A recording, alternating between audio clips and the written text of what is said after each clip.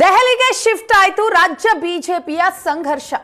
ರಾಜ್ಯ ಬಿಜೆಪಿ ಈಗ ಒಂದು ಮನೆ ಮೂರು ಬಾಗಿಲು ಎನ್ನುವಂತಹ ಸ್ಥಿತಿಗೆ ಬಂದು ತಲುಪಿದೆ. ಒಂದು ಕಡೆ ವಿಜೇಂದ್ರ ಬಣ, ಮತ್ತೊಂದು ಕಡೆ ಯತ್ನಾಳ್ ಬಣ, ಇದರ ನಡುವೆ ತಟಸ್ಥ ಬಣ. ಸೊ ಮೂರು ಬಣ ಇದೆ.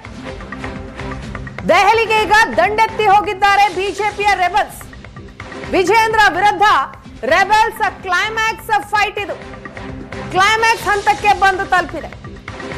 ಬಿಜೆಪಿಯ ಕಿತ್ತಾಟ ದೆಹಲಿ ಅಂಗಳ ತಲುಪಿದೆ. ದಿಲ್ಲಿಯಲ್ಲಿ ವಿಜೇಂದ್ರ ಹಟಾವೋ ಅಭಿಯಾನ ಮಾಡ್ತಾ ಇದ್ದಾರೆ ಬಿಜೆಪಿ ರೆಬಲ್ಸ್. ವಿಜೇಂದ್ರ ವಿರೋಧಿ ಬಣ ಭಿನ್ನರ ಆಟಕ್ಕೆ ಹಾಗಾದ್ರೆ ಹೈಕಮಾಂಡ್ ಶಕ್ತಿ ತುಂಬುತ್ತಾ? ಹೈಕಮಾಂಡ್ ಮನಸ್ಸಿನಲ್ಲಿ ಏನಿದೆ? ಹೈಕಮಾಂಡ್ ನ ನಿಲುವೇನು?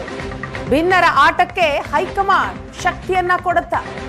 ಅಧ್ಯಕ್ಷರಾಗಿ ವಿಜೇಂದ್ರ ಮುಂದುವರಿತಾರ? ಈ ಪ್ರಶ್ನೆ ಇದೆ.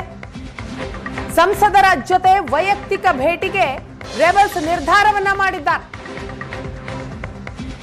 ಅದಾದ ನಂತರ ರಾಷ್ಟ್ರೀಯ ಅಧ್ಯಕ್ಷ ಜೆಪಿ ನಡ್ಡಾ ಅವರನ್ನ ಭೇಟಿಯಾಗಿ ಚರ್ಚೆ ಮಾಡುವ ಸಾಧ್ಯತೆ ಇದೆ ಬಿಜೆಪಿಯ ರೆಬಲ್ಸ್.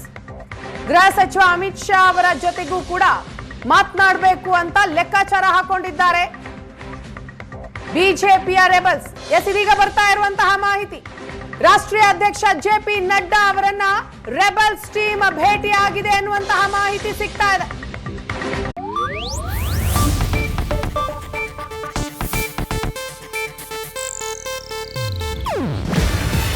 ಇದು ಏಷ್ಯಾನೆಟ್ ನ್ಯೂಸ್ ನೆಟ್ವರ್ಕ್ ಪ್ರಸ್ತುತಿ.